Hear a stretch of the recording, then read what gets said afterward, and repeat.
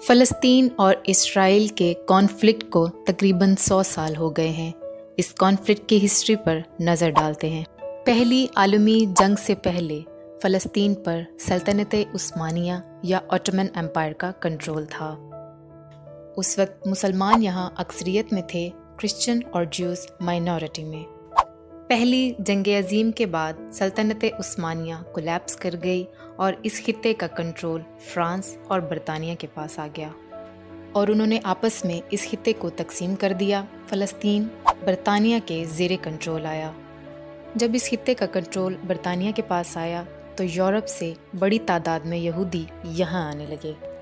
تب مقامی عرب اور برطانیہ کے درمیان ٹینشنز اس وقت شروع ہوئیں جب برطانیہ نے یہودیوں کے لیے ان کا علاقہ مخصوص کر دیا۔ اسی دوران یورپ میں زائنسٹ موومنٹ یعنی صہیونی تحریک زور پکڑ رہی تھی۔ صہیونی تحریک کے مطابق یہودیوں کی اپنی ریاست ہونی چاہیے۔ یہودیت صرف مذہب ہی نہیں بلکہ ایک قوم ہے جس کی اپنی اسٹیٹ ہونی چاہیے۔ عام الفاظ میں یہ کانفلکٹ دو گروپس کے درمیان ہے جو ایک لینڈ یعنی فلسطین کو اپنا کلیم کر رہے ہیں۔ جیوز کے مطابق یہ ان کا آبائی علاقہ ہے، جو کہ سراسر غلط ہے۔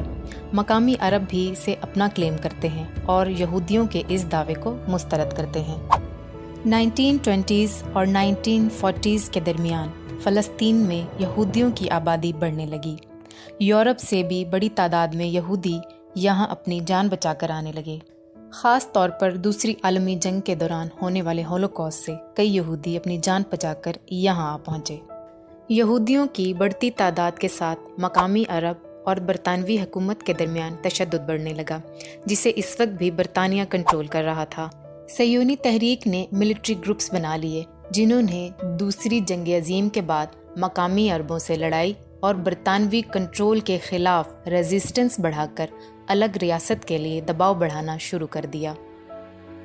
اس کے بعد 1947 میں جب مقامی عربوں اور یہودیوں کے درمیان وائلنس بڑھنے لگا تو اقوام متحدہ نے ووٹنگ کے ذریعے فیصلہ کیا کہ فلسطین کو 2 ٹکڑوں میں تقسیم کیا جائے، جن میں ایک یہودی ریاست ہو یعنی اسرائیل اور ایک عرب ریاست فلسطین، جبکہ جیروشلم یعنی بیت المقدس بین الاقوامی شہر ہوگا۔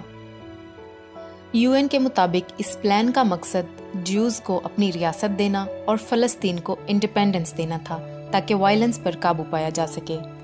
اقوام متحدہ کے اس فیصلے کو یہودیوں نے قبول کیا، جبکہ عرب ممالک نے اسے یورپی کالونیلزم کے طور پر دیکھا کہ ان کی سرزمین عربوں سے زبردستی چھینی جا رہی ہے۔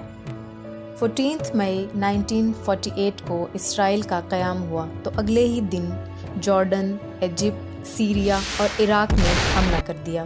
یہ پہلی عرب اسرائیل جنگ تھی جس کو النکبہ یا دی کیٹاسٹرافی کہا جاتا ہے۔ اس جنگ کے باعث 7.5 لاکھ فلسطینیوں کو اسرائیلی فوجیوں نے بے دخل کر دیا۔ یہ جنگ اسرائیل نے جیتی اور پورے فلسطین پر قبضہ کر لیا سوائے غزہ اور ویسٹ بینک کے۔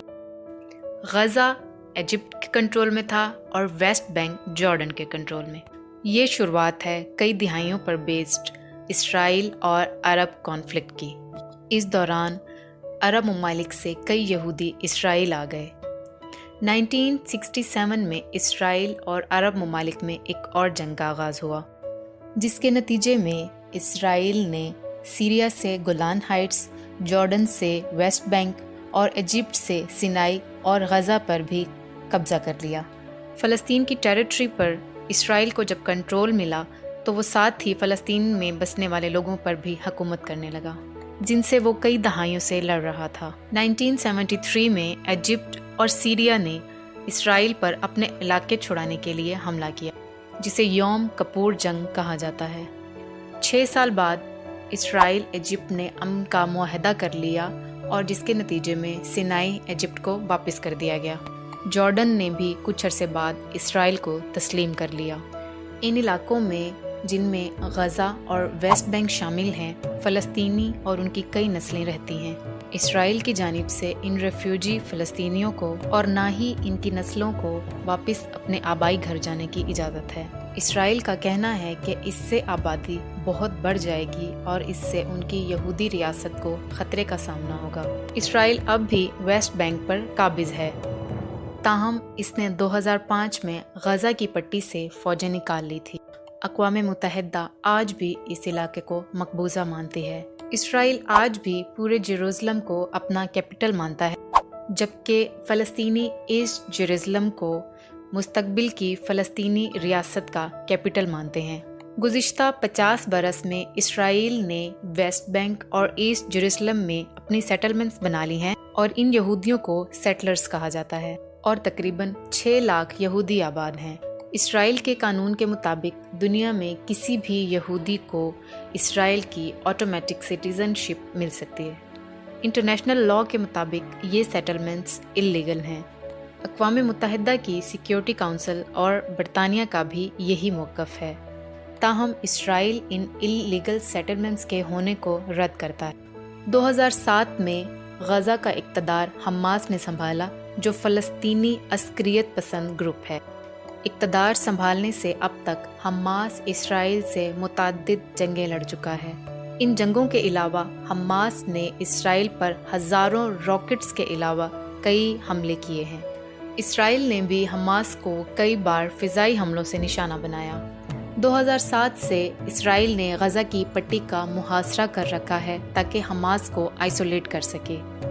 غزہ کا کہنا ہے کہ اسرائیل کی جانب سے لگائی گئی پابندیاں اور زیادہ آبادی والے علاقوں پر بھاری فضائی حملے اجتماعی سزا کے مترادف ہیں۔ اسرائیل کے کنٹرول کرنے کا مطلب یہ بھی ہے کہ اسرائیل غزہ کے لوگوں کا پانی، خوراک اور فیول وغیرہ بھی کنٹرول کرتا ہے۔ فلسطین اور اسرائیل کے درمیان مین پرابلمز کیا ہیں؟ فلسطینی جو اپنے آبائی گھروں کو لوٹنا چاہتے ہیں، ان کا کیا ہوگا؟ ویسٹ بینک میں یہودی سیٹلمنٹس کو ختم کر دینا چاہیے یا انہیں رہنا چاہیے؟ کیا فلسطین اور اسرائیل کو یروشلم شیئر کرنا چاہیے؟ فلسطین اپنی آزاد ریاست حاصل کرنے میں کب کامیاب ہوگا؟ دہائیوں سے چلنے والے اسرائیل اور فلسطین کے کانفلکٹس میں وقفے وقفے سے جھڑپیں اور لڑائیاں چلتی رہتی ہیں۔ ویسٹ بینک اور غزہ میں رہنے والے لوگوں کے لیے یہ پرتشدد واقعات ایک معمول بن چکے ہیں۔